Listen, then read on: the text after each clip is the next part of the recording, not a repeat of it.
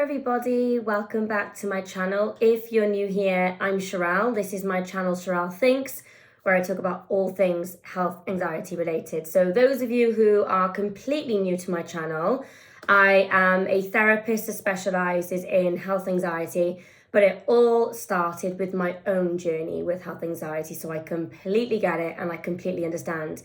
In today's video, I really want to talk about why every new symptom feels serious. Now, this was an endless vicious cycle that I went through when I had health anxiety. Every new symptom that I had felt like the one.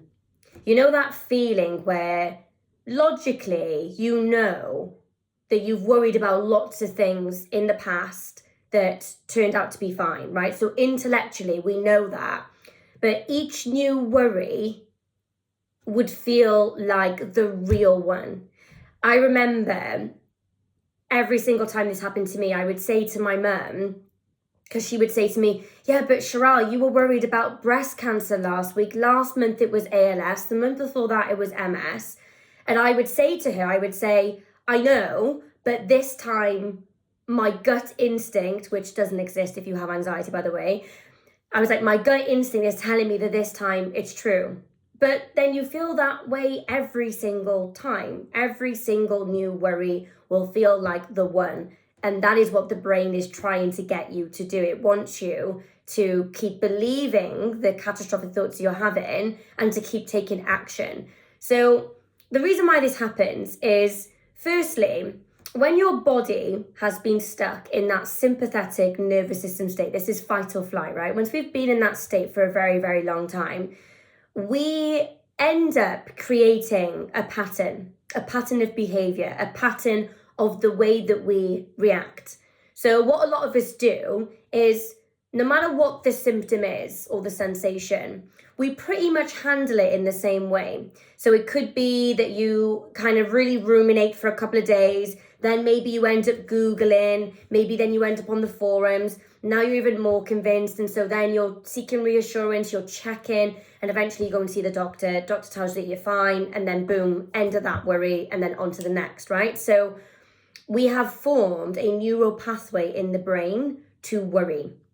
We do the exact same thing regardless of what that symptom is. We're just falling into the same neural pathway. And this is going to sound like the most obvious advice, right? But change will only happen if we change, right? So I was stuck in this cycle for a very long time. And the reason why every symptom felt like the worst one was because I was reacting like it was the worst one every single time. Like I said, my reaction was the same. I would escalate the anxiety. I would buy into the thought. I would fuse with it. And so what I started to learn throughout my journey was, I realized that if I wanted to think differently, if I wanted to change my cognitive function, I had to change my reactions and my behaviors. And this is why so much of what I say online with my one-to-one clients, in my workshops, on my YouTube videos, on my Instagram, so much of what I preach is about changing your reactions, because we know now the science of neuroplasticity. You cannot think your way out of a worry. You can't do it. We've all tried to do it, haven't we? We've all tried to sit there and reason with our minds and think rationally, and we've all tried to get ourselves to believe that we are okay, but it never works, because that worry will keep returning. Because at the end of the day, your nervous system really believes that there is a threat. So it's going to keep ringing the alarm bell until it gets your attention. And so the way that we change our thinking isn't by trying to argue with your anxiety or trying to put evidence against it or anything like that. The way that you change your thinking is by changing your reactions and your behaviors. And that's the hardest part. This is the part that people struggle with the most, is getting out of that cycle of reacting in the same way every single time there is a trigger. And that's why each new worry becomes bigger and bigger and bigger and bigger, because the anxiety, if anything, is growing with time. That neural pathway of worrying is becoming, it's like a snowball, right? It keeps going down the same track. That track is going to get deeper and better formed. And so it's really difficult because, as I said, with me and my journey, this was probably the hardest part of it, was the absolute belief that every new symptom and worry was something bad. My thoughts weren't just thoughts anymore. They were beliefs. And it's so much harder to shake a belief than it is a thought, because when you truly believe something with every fiber of your being, it's really difficult. And this is health that we're talking about as well. So the brain is going to prioritize that even more. You know, it's not like worrying about, oh, am I going to lose my job? Am I going to get this promotion? Is my best friend mad at me? Am I happy in my marriage? Yes, those are, you know, those are very stressful things too. But in those sorts of situations, you almost have a bit of a safety net of being able to say, right, even if that does happen, I will be okay. I will figure it out.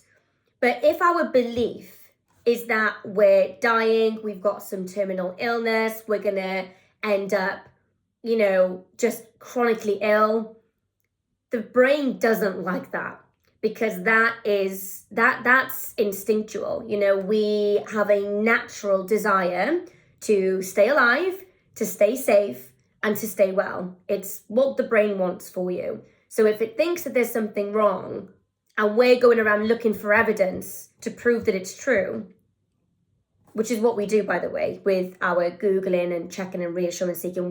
We think that we're trying to reassure ourselves, but your amygdala is trying to do the opposite. Your amygdala is looking for evidence that what it's thinking is true. So it's going around kind of collecting. It's like, well, I've got that symptom, and this woman said this on Reddit, and what about this? And so your amygdala is collecting this evidence to say to you, look, something is wrong. Look at all of this evidence that we have here.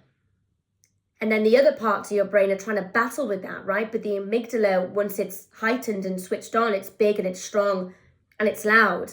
And so it's really difficult to pull away. And this is why it's so important to slowly, and it's not going to happen overnight. I always tell people when they work with me, especially, that you're probably not going to stop Googling overnight. You're probably not going to stop body checking in a day. This is going to be a practice. Breaking down habits and behaviors that we have done for a very, very, very long time is going to take time. And that's okay. It's part of the journey. And that's why I'm always super transparent and honest with people, that when they say to me, Sherelle, like, how long did it take you to recover?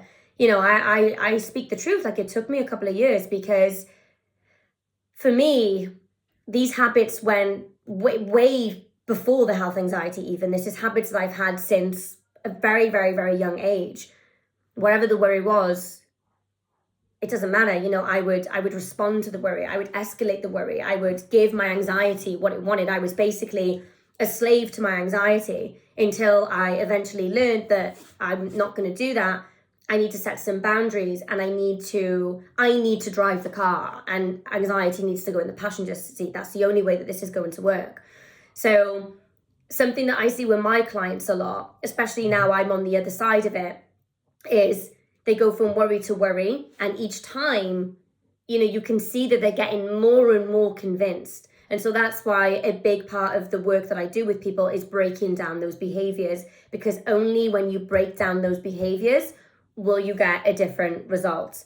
And, you know, it's really hard. It's a really difficult thing. And as I was saying earlier, because this is health that we're worrying about, there's that added sense of responsibility, that added sense of, I need to fix this. I need to be sure.